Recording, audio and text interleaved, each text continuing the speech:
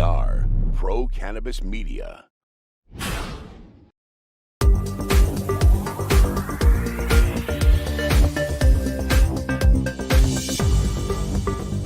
Hi, everyone. Welcome again to another special edition of In the Weeds with Jimmy Young. Remember, this podcast is available on all your podcast distribution networks, as well as our video interview on our YouTube channel, our 24/7 Roku and Apple channels, PCM TV, and all those social media platforms out there, including YouTube and Facebook and Twitch.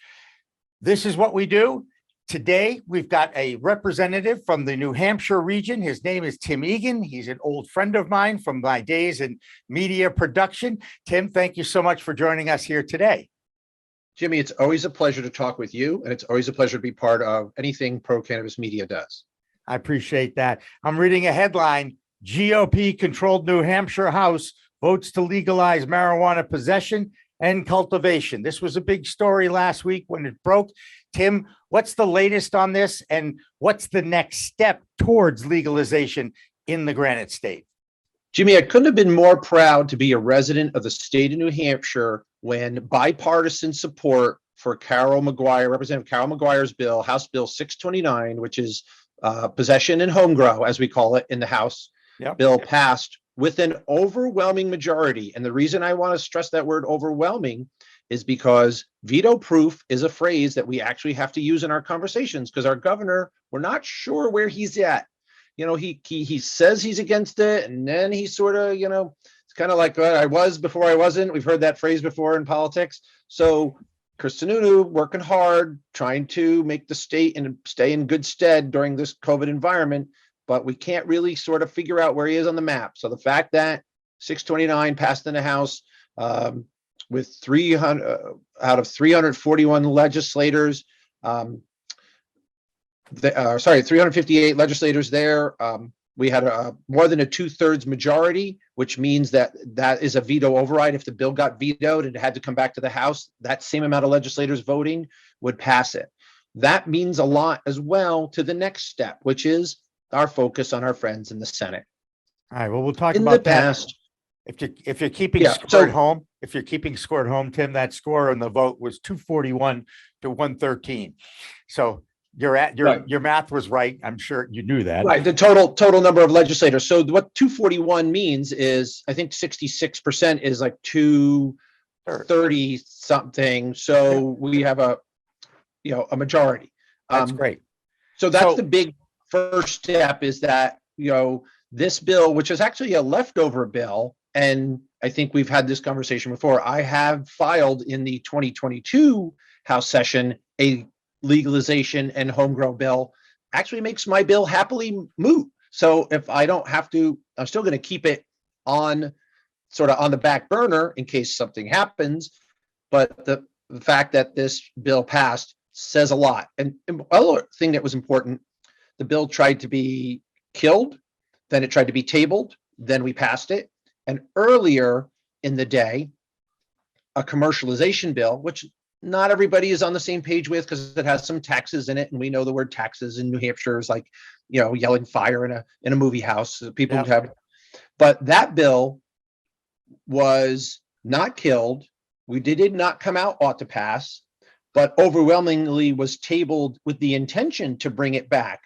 So the answer to your question you asked me is, the prevailing winds inside the House of Representatives in the state of New Hampshire is very positive for pro-cannabis legalization. I'll say more strongly than it has been in the last 5 or 10 years. Yeah, that is good news. And again, it's a limited scope bill, but it's like a first baby step to at least get rid of possession, and you can grow it at home, as opposed to commercialization and state controlled dispensaries and all that in New Hampshire. That's another bill, and maybe even the next steps down the line. Yes? Correct. And included in 629 is actually, you can also gift some of your cannabis to your neighbor. Right. Like a cup of sugar or a glass of milk when you're trying to bake. This is the same representative logic. Right. Sorry for the pun, but you do know that there's with that kind of a law, the gifting thing, that was in the interim period between the vote in Massachusetts and the opening of the first medical dispensaries. And there was a lot of gifting going on. Let's just say, buy this T-shirt and I'll gift you an ounce for $400 or whatever, right? Well, I think the state will be more stringent about that, but it was the idea that you could grow it and share it with your friends. So if you come over, look, I have this whole plant, I'm not going to use it all. Why don't you, use some? So that's an important part. The other aspect is that this bill begins to set the stage. And when you talked about, I'll say baby steps, yes, it's crawl before you walk before you run. The logic that we are following is what happened in our neighboring state of Vermont, where they first passed legalization in home grow. And then a few years later, after they were able to think about it and approach it and adjust it and tweak it, then they created a commercialization bill that actually works for their state, different from what Maine and Massachusetts and other states do. And I'm absolutely sure that that's going to be New Hampshire, because New Hampshire's not going to put a sales tax on it. My Republican colleagues, my Libertarian colleagues won't vote for a tax. Will we figure out, is it something like a cigarette excise or the rooms and meals tax that we have? But there's not going to be a separate sales tax on it. That's going to take some time to think through. And luckily, the New Hampshire House has a biennium. So next year is a budget year. So if we pass legalization this year, then we can start thinking in the budget year, how will this bill impact positively our economic situation in the state? We're going to find new revenue. Can it offer funding for education, mental health care, other things that that the state needs because we don't want to raise income tax or sales tax? So that's sort of that two-step process. You're exactly right. You're doing this with a lot of wisdom and a lot of knowledge, and you're reading the tea leaves in New Hampshire correctly, my friend. Yes, but what I can't read in the tea leaves is what's going to happen in the Senate. And it seems like whether it's a state Senate or a federal Senate, this is where cannabis bills go to die. Okay. Or any movement goes to be run into a brick wall. So what is the atmosphere in the Senate right now? How do you read the tea leaves on what's going on with some of your fellow New Hampshire politicians in the Senate there? Well, I know one of the things that has not been approached before is something that I'll frankly say I've been spearheading along with my colleagues, Representative Ross Berry, who I think you had an opportunity to interview, representative from Manchester, as well as Representative Carol McGuire, who authored House Bill 629, and a few members on who are Republicans, and representatives on my side of the aisle, Representative Casey Connolly, who filed the commercialization bill that got tabled, and Representative Dr. Jerry Knirk, who was on the Cannabis Commission for when we passed medicinal. So together, a bipartisan effort of House members are strategically beginning to let's look at the Senate. Who are the senators that are yes? Who are the senators that are no? Who are the senators that are, I'm not sure yet? And more importantly, who are the senators that are initially no, but could be continued to be communicated with, talked with, and asked to think about the big picture here, that we're talking about civil liberties. We're talking about, the mindset that other states have this, if legalization and home grow happens in New Hampshire, it begins to reduce the amount of people that are leaving the state of New Hampshire and going to Massachusetts or Maine to purchase their cannabis, which is their legal right to do if they're over 21. But we're taking our money out of our state and sending it to other states. So that's the beginning of the statement to the Senate of, this is why we need legalization. Then hopefully the follow-up to that is, we don't want them to, if they can't grow it, then we want them to buy it here, which is why we need commercialization, again, to try and keep them from taking their money out of the state. And more importantly, with commercialization after legalization, make it an opportunity for people to want to come to our state and say, you know what, if I want to go snowshoeing or mountain biking or snowboarding or hiking, and cannabis is my choice versus alcohol, then I want to go to New Hampshire where I can buy it use it legally, buy it. Right now, they can't. So we're worried about how this will negatively affect tourism. So the Senate will understand budget and how this affects the economy for the state. They're going to understand economic development and business and job growth.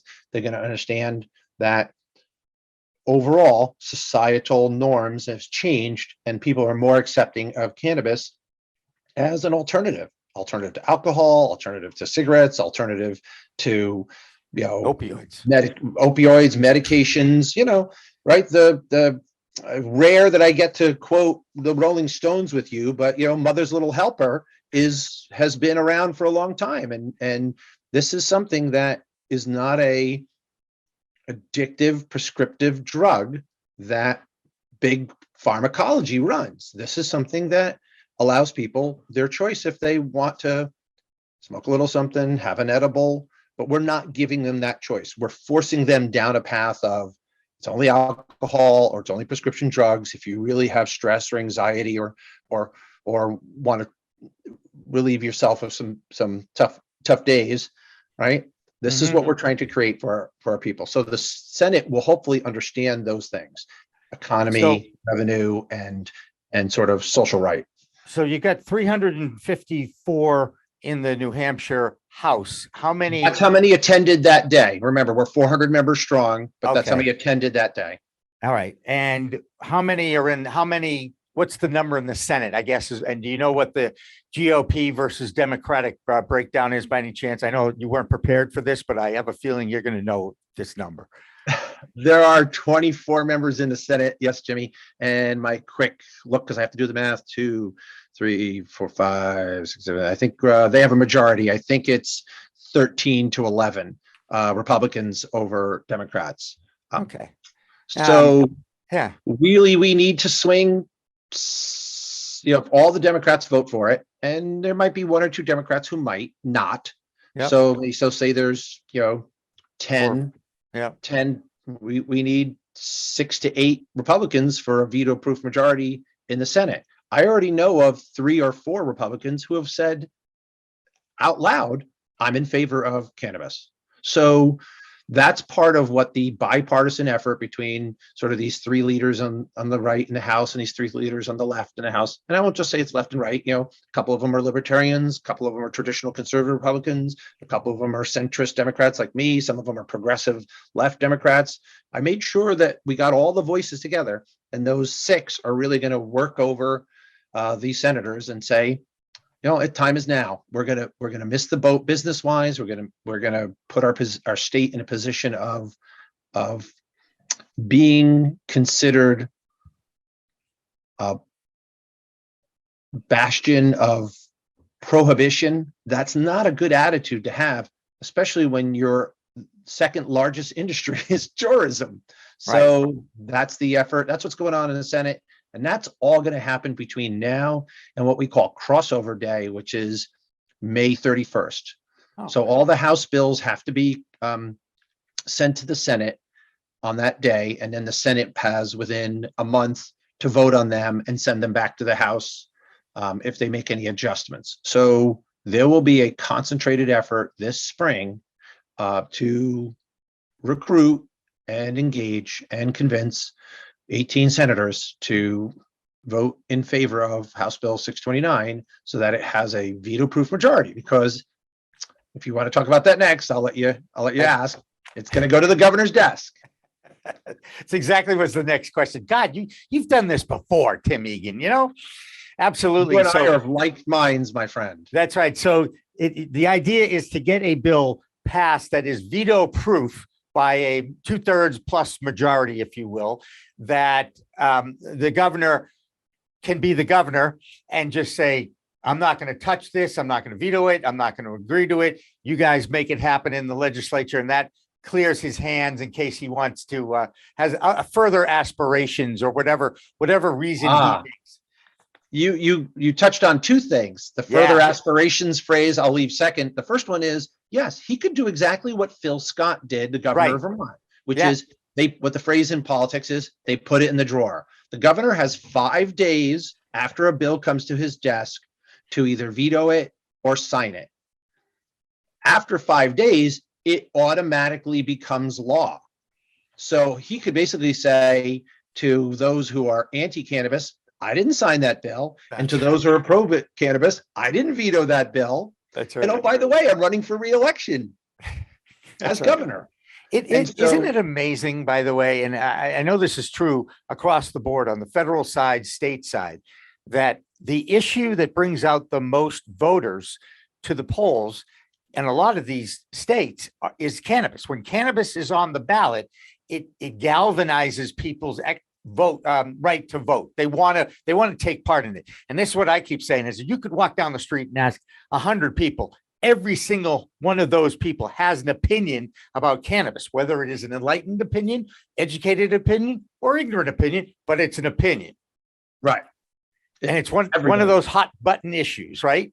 Everybody does. And if you walk down the street in New Hampshire, 8 out of 10 people, as of a 2019 UNH study, will say, I'm in favor of it. Right. Where's the problem here, Governor? So what we're trying to do is begin to try and convince him, talk to his leadership team, commissioners that respectfully will be impacted by this. Department of Transportation, oversee the state police and have to worry about operating under the influence. We want to hear what they have to say. Yeah. Department of Agriculture commissioner, that if folks are going to grow and create business, all of these, economic development, we want to hear what his leadership has to say and what he wants to say. But at the end of the day, we know what the people of New Hampshire want. We represent those people, so we're going to push for what they want. Hopefully, he will begin to realize, look what Phil Scott did, Republican. Look what Charlie Baker did, Republican. Look what I forgot his name now. He's been gone so long in Maine. He was the Republican governor when it passed. Weird name. Not Abner. So him. all 3 states surrounding us all passed legalization of cannabis with Republican governors. Interesting. So hopefully he'll begin to see the big picture that it's not we're not in the Reagan 80s Angus anymore.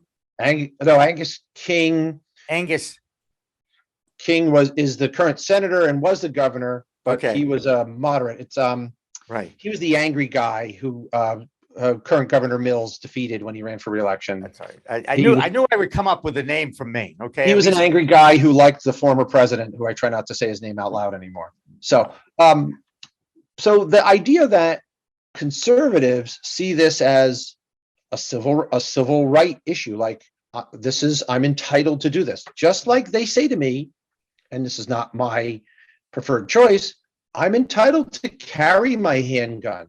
I'm entitled to ride my motorcycle without a helmet, right? These are entitlements that conservatives want. So now we have the conservative membership of the House and people in New Hampshire.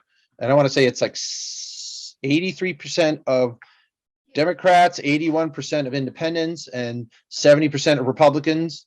That's how it breaks down in terms of those folks in that UNH study who say, I'm pro-cannabis. Right. So if his leadership in the House and the Senate and his constituents and business leaders who see this as an economic development opportunity, even without commercialization, think about if it's home grow, think about all the garden centers and lighting centers and all the people that make a living off of helping people grow tomatoes or grow corn or grow whatever. They're going to grow cannabis.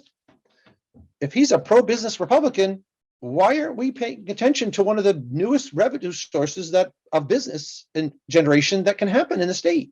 So that's what we're going to be pushing on the governor. And his response, interestingly, when he was asked about the bill I filed a few months back, and I think I shared that with you, and we talked, you may have talked about this. It was interviewed by a TV station not to be named, because I know we only talk about pro-cannabis media here. We can talk about any TV station you want. Okay? Adam Sullivan at WCAX in Vermont interviewed me about the launch of this bill. And then afterwards, he went to an event where he said to the governor, and he asked the governor at a press conference, what's your thought about not 1, not 2, but 3 pro-cannabis bills being filed and 3 constitutional amendment bills being filed? And he said, we're going to have to look at this like we've never looked at it before. So there's some hope there. Yeah, I do want to talk about the one last aspect, which I think is going to make him be more open-minded to this. There are 3 bills that have been filed that would make this what they call a constitutional question. So what happens is, if we pass that bill in this coming session, it becomes a referendum question on the state, and the voters vote. So I would think he would want to approve it, sign it before he's forced to by the voters. It doesn't send a good message on election time if you are following, not leading. He wants to be a leader. Maybe he should be paying attention that these questions are going to potentially come to the ballot box, and people in the state will say, we don't care about the legislature or the governor. We want it, and we're going to vote for it because it says 80% in the study. So 8 out of 10 people will go in and click yes. And what's he going to do then? At this point, I can't imagine him not allowing this to become a law, whether he signs it or not, like Phil Scott did in Vermont. I mean, it's certainly his MO. It could, that way he gets to play both sides of the fence, which politicians love to do. Not you do, Tim, but you know what I'm saying. Right, some do, and he's running for re-election in a state that wants it. I don't know who his opponent yet. We haven't seen any Democratic opponents yet. You're not thinking about a run? That was a joke, Tim. I would ask you to come tie me to the chair if I ever said that out loud. I respect what governors do, but I don't want to run a state. I don't have the experience for it. I'd rather spend my time helping people in the legislature with things like education and the environment and economic development and pro-cannabis, and teach at colleges and do media work. Right. But I do not have big picture aspirations. Right. What I do have is aspirations to basically say to myself, why did I get in the legislature and what do I want to accomplish?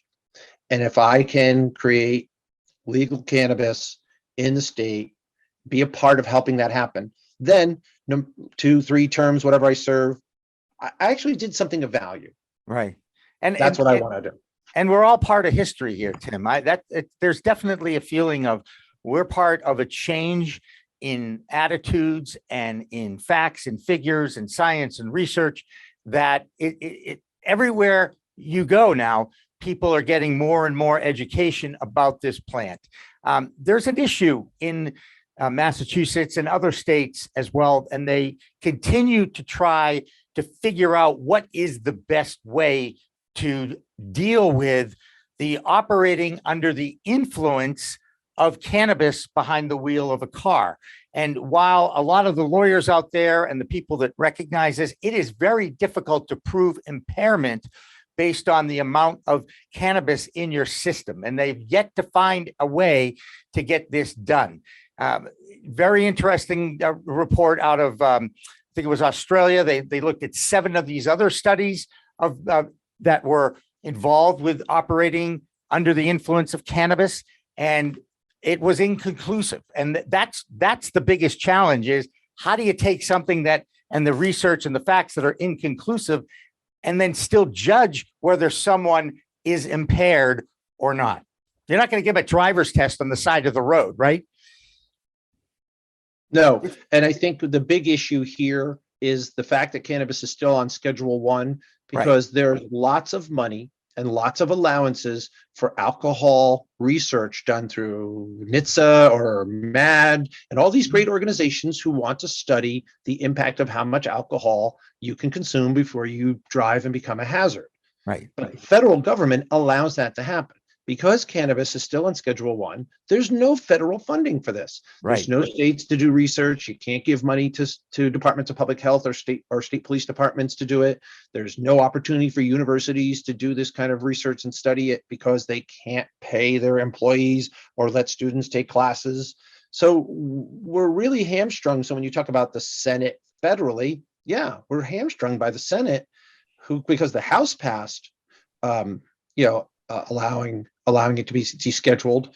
but we're sort of sitting on our hands over there in the Senate. That and banking laws are the two things that are holding up a multi-trillion-dollar industry. I know you know all these numbers, but I'm going to say it for a fact for your viewers. Last year, 2021, in Massachusetts, it was a $2 billion industry. In the first year of use of availability in Maine, it was a $600 million industry. The projections for the state of Vermont first year is $500 million. So with all this revenue around, banking and research organizations and public safety organizations could leverage that capital and do research to make sure we understand how much someone can consume before they get behind the wheel of anything. Yeah. But because we're putting the bracelets on too early here, we're hamstringing the opportunity for people to do research. And we know this, out of every bit of research that's ever done in the United States, there's always something else good that comes out of it. We did radar research for the war, and what ended up happening? Everybody's got a microwave now, right? So research is a good thing. And if we can have it descheduled and allow federal funding to help do research for what is impairment, what is too much, that violates an under the influence statute, we need to do that. Yeah. And we need to do that because there are states where it's legal, right, where someone can leave New Hampshire and go purchase it, and it's only $100 ticket decriminalized here. So you could be a problem, but we don't know how to solve that problem.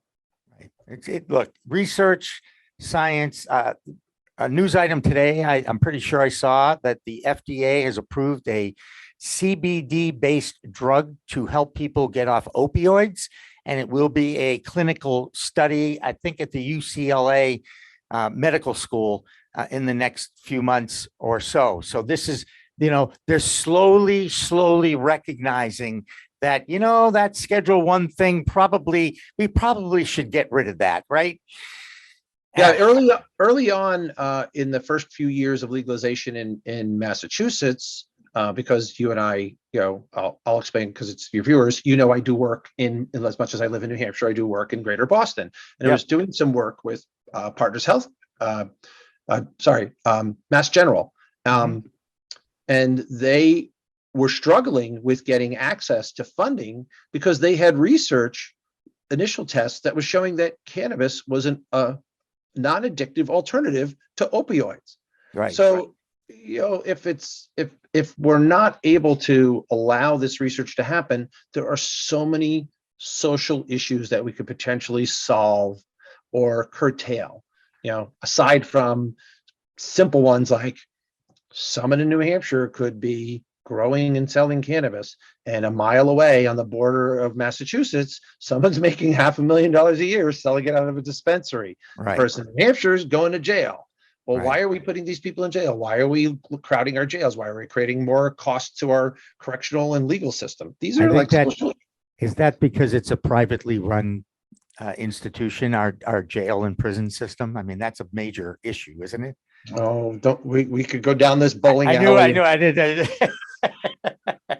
Anyway, hey, Tim Egan, as always, representative of New Hampshire, you represent your state and your local community so well. We appreciate you making yourself available to us here at Pro Cannabis Media. So I thank you for joining us once again on In the Weeds with Jimmy Young. Now, remember, it's a whole new world of weed out there. Use it responsibly. Thanks for watching. Thanks for listening. Weed Talk and In the Weeds are two productions of Pro Cannabis Media supported by Revolutionary Clinics, one of the top medical cannabis dispensaries in the Massachusetts area, now with 3 locations in Greater Boston, 2 in Cambridge and 1 on Broadway in Somerville. Rev Clinics has a patient-first mission. They will customize your needs as a medical patient with the proper titration and combination of strains, flavors, and products. Rev Clinics, where the patient comes first.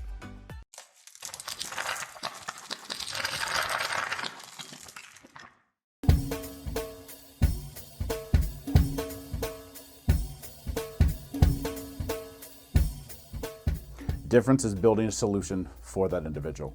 Not just a custom, here's a box, here's a video, here's how you make your VMS. We custom design and custom build every situation for exactly what the customer needs. And we keep the cost low. We have multiple tiers, as far as what you're looking at on the cost side of things. If you want a one-time, where you just pay one initial cost, we have that. If you want to maintain your system and have the highest protection and highest capabilities and highest upgrades at all times, we have different plans for you. But we scale it so it's scalable and affordable 100%.